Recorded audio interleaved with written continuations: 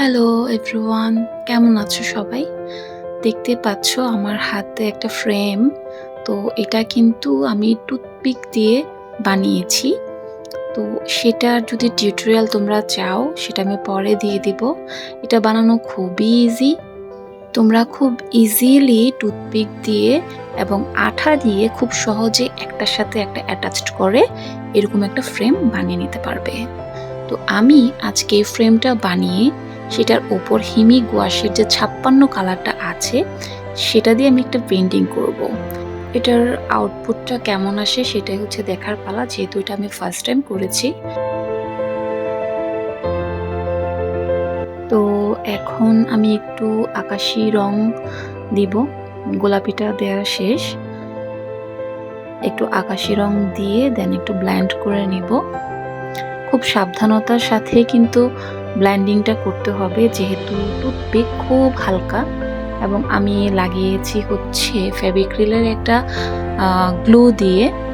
আর আমি যদি সেই জায়গাটাতে গ্লু গান ইউজ করতাম তাহলে কিন্তু সেটা আর্ট করতে একেবারেই ভালো হতো না, কারণ উস্কো খুস্কো হয়ে থাকতো। আমি গ্লু গানটা যেহেতু অনেক মোটা, গ্লু গানের আঠাটা সেটা উপরের দিকটাতে কিন্তু ভেসে থাকতো, আর আমার আর্টটাও কিন্তু সুন্দরভাবে হতো না, করতে পারতাম না। ওকে, তো তোমরা যারা করবে অবশ্যই সেটা ফেভিক্রিলের গ্লুটা দিয়েই ট্রাই করার চেষ্টা করবে। বাট যখন কালার করবা তখন কিন্তু অবশ্যই একটু সাবধানতার সাথে কালার করতে হবে।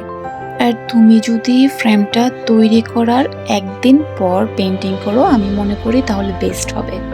আর আমি সেরকম সুযোগ পাইনি, আমার মাথায় হুট করে এসেছে আর সেই মানে যেই চিন্তা সেই কাজ। তো আমি অল্প সময় পেন্টিংটার জন্য একটু রেস্ট দিয়েছিলাম আমার ওই টুথপিকের যে ফ্রেমটাকে, যা একটু শুকিয়েছে। দেন আমি আমার পেন্টিংয়ের কাজ শুরু করে দিয়েছি।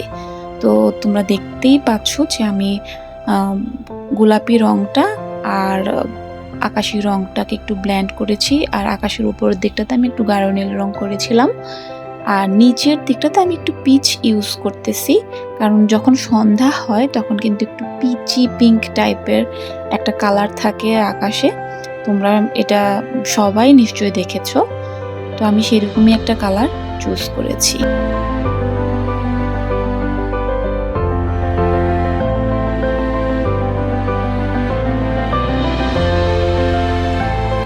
তো এখন আমি স্যাপগ্রিন যেটা আছে, আমার স্যাপগ্রিন উচ্চারণ করতে বারবার ভুল হয়, আমি ভুলেই যে এটাকে সাবগ্রিন হবে না স্যাপগ্রিন হবে, যাই হোক তোমরা নিশ্চয়ই এই কালারটা চেনো।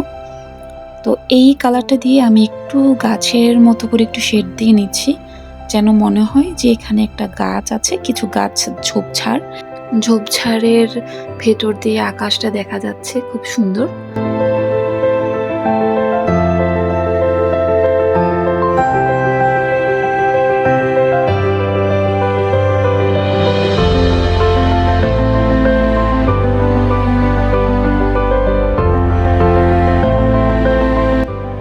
এখন আমি একটা ল্যাম্পপোস্ট আঁকার ট্রাই করছি। এটাকে আসলে ল্যাম্পপোস্ট বলা যায় কিনা আমি জানি না, যেহেতু এটা টুথপিক একটু জিগজ্যাগ টাইপের হচ্ছে আর্টটা।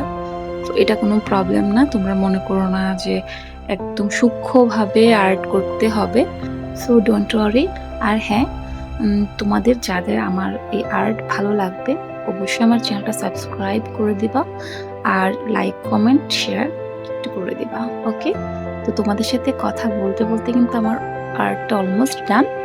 তো কেমন হলো আমার আর্টটা অবশ্যই আমাকে কমেন্ট করে জানাবে।